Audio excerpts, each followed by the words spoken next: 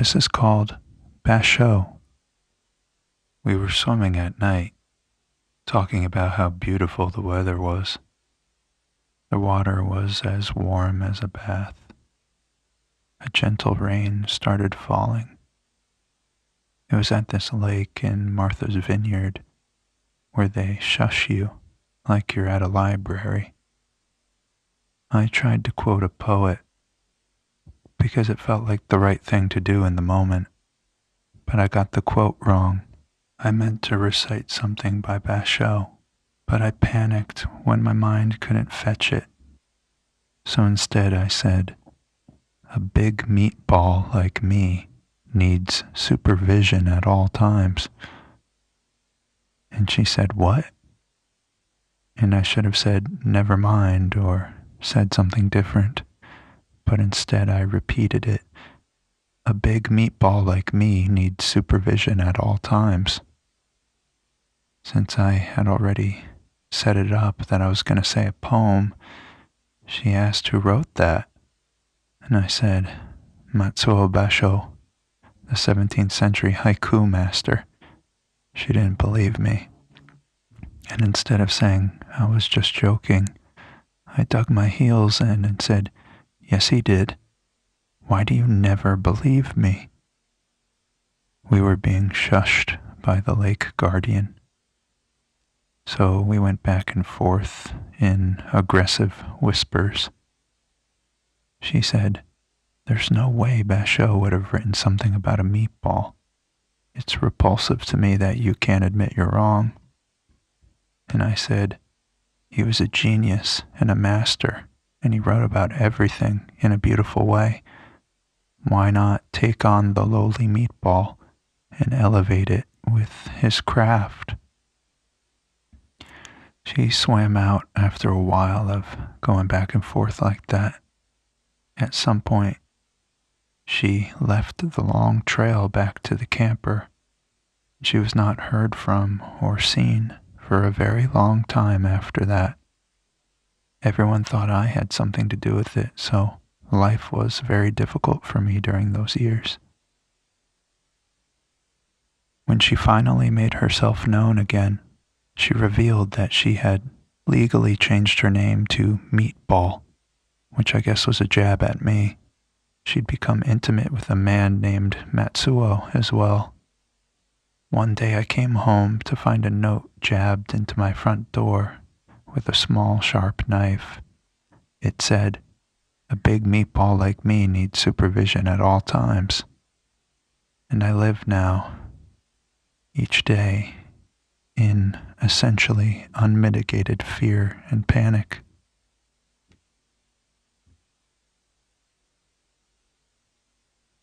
Not even the shark wants me.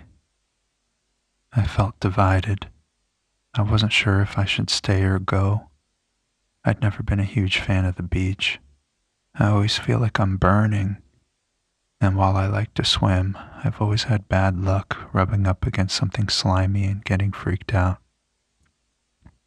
One time, after feeling a strange texture on my ribs and running to the shore, I looked back out and saw these huge rays were swimming right where I'd been. My friends all wanted to stay that day. They'd heard there was a lot of shark attacks at the beach, and they wanted to see one up close. I said I thought that was sick, but I went along anyway. I was in hot water with that group already, and I felt that if I said no to another one of their plans, they'd stop inviting me to anything. So I figured I'd go and just turn away if anything happened. It didn't take long for a surfer to get into something with a sand tiger. My friends all leapt to their feet and applauded. I stayed seated and hid my head in my hands. "That's very disrespectful," one of them hissed at me. "This is Mother Nature's will, and you have the nerve to turn away." So I got up onto my feet, and I tried my best to avoid looking directly at the red spot with the white foam thrashing around it. My friends hopped up and down, whistling and yelling encouragement to the sand tiger.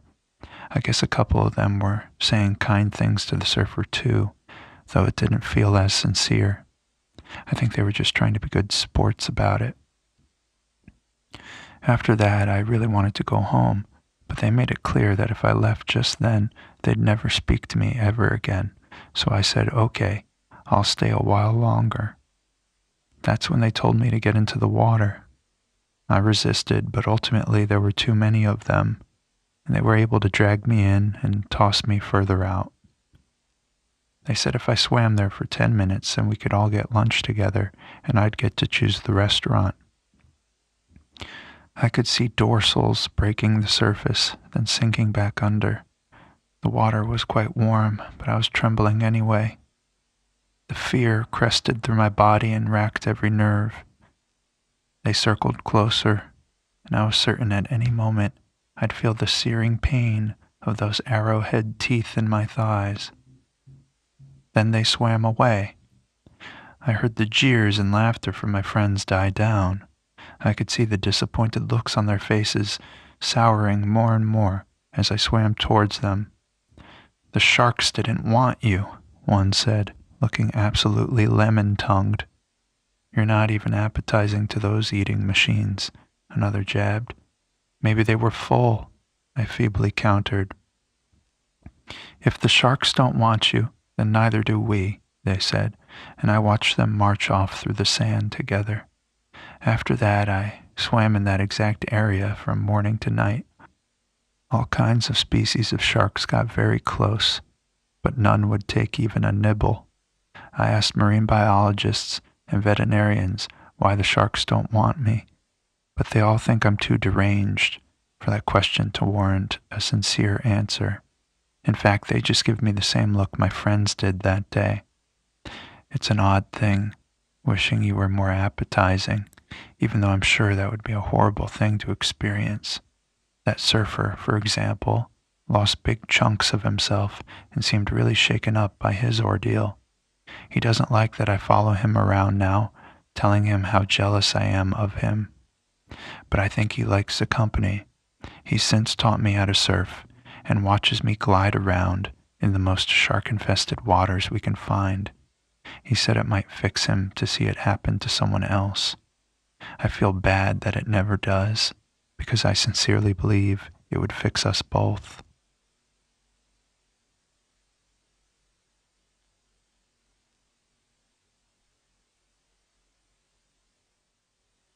Concentration work. I believe you can manifest cash if you concentrate hard enough. Every morning, I go into my home office and lock the door. My wife and kids know never to disturb me during working hours. Then I begin to concentrate. I squeeze everything very tightly, then slowly release all the muscles, and the whole time I'm thinking, or sometimes saying quietly, "Money, money, give me lots of money. I really need a lot of money right now. Money now, money now."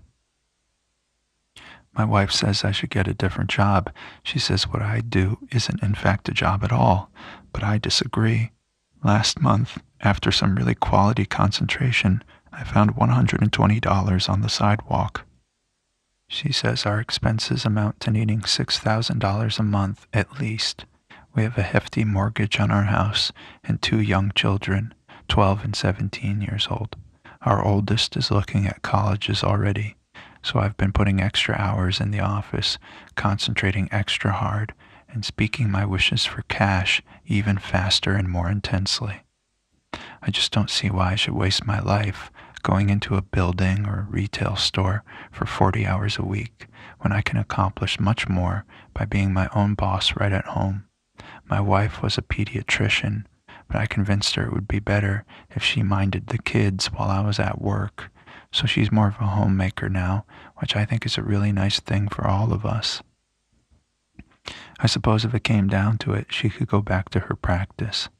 That would only be necessary if I got injured and couldn't go on concentrating at the level I am now, like a brain aneurysm or a burst vein, one of the important ones, something like that. But then I'd hope I'd only be sidelined for a few weeks. If she wanted to pick up some patients during that time, that would be fine, but it would be a very temporary situation. I'm the provider of this family. I made that clear when we first met that that was non-negotiable for me. She said she didn't know at the time that I was serious about manifesting money as a line of work. She said she assumed I had family money, and the concentration thing was just a bit I was doing. But no, my family is dirt poor. All the money I have is from my concentration work, and from a settlement I got from a spa after I got into a spa pool and I swallowed a bunch of human waste that someone had released in there. And I got a very bad stomach virus for a long time. That's mostly what we've been using during the leaner months of my concentration work. The amazing thing is, I wasn't even practicing manifestation work when the spa settlement happened, but somehow I knew it was like how authors receive an advance on their books. It was payment for the work to be done to encourage me to do it. I'm certain a lot more money is heading our way already. Manifesting always works. Sometimes it just takes longer than you'd prefer. The new fright. I was given an assignment to photograph the inside of a haunted house. One of those theme park ones you normally go through on a little car. It had been shut down years ago because the kids were getting too handsy with the ghouls. There's a strain of violence in younger generations which is more disturbing than anything in the Fright House. As soon as they saw a skeleton, they'd rip its head off and use it to bash the monster next to it, even if that monster hadn't even growled yet.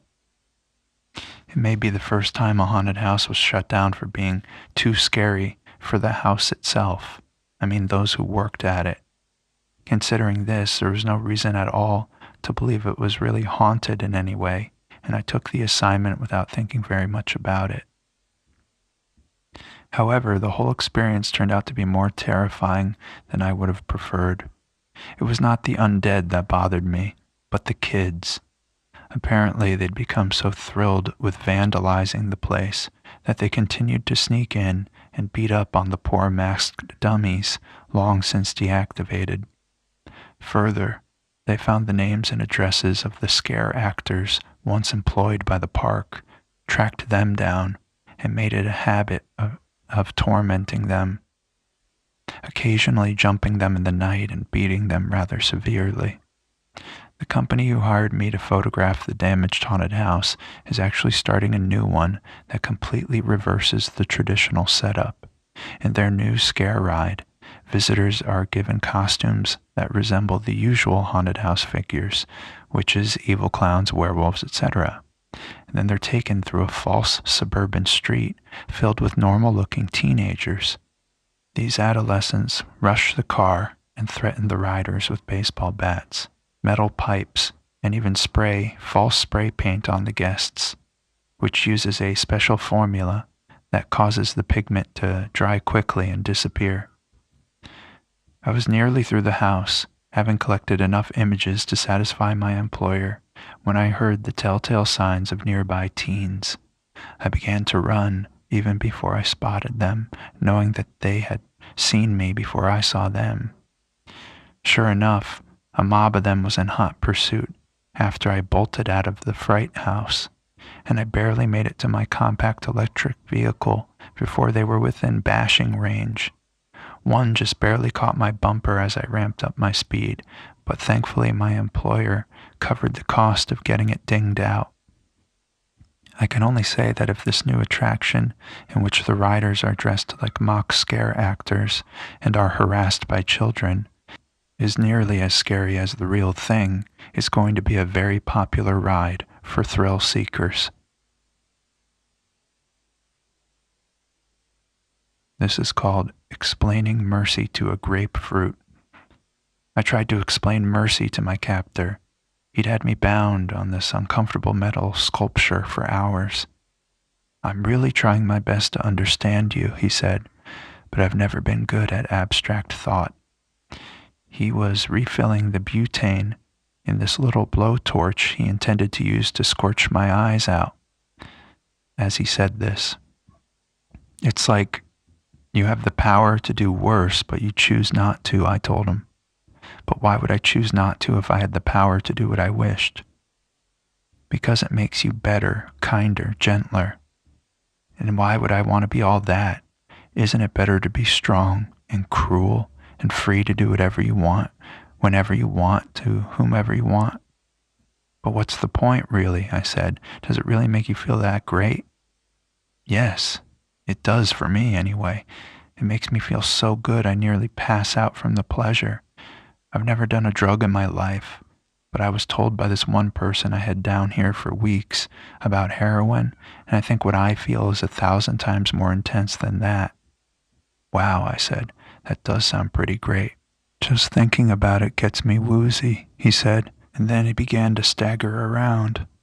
Oh no, I've just thought about all the things I'm going to do to you, and it's made me feel a little of what I'll feel when I actually do it. You see how intense it is? Even just imagining it makes me. He was really lurching around as that sentence trailed off. Then he collapsed on the miniature blowtorch he was holding, which went off and burnt his head into something resembling a charred grapefruit. I managed to work my way out of my constraints over the following hours. Before I left the basement, I gave his ribs a strong kick. I felt a jolt of pleasure surge up from my ankle through my neck. Wow, I thought, that really does feel good. You may not have understood me, friend, but I think I finally understand you, I said to his limp corpse, and then I walked up the steps and went home.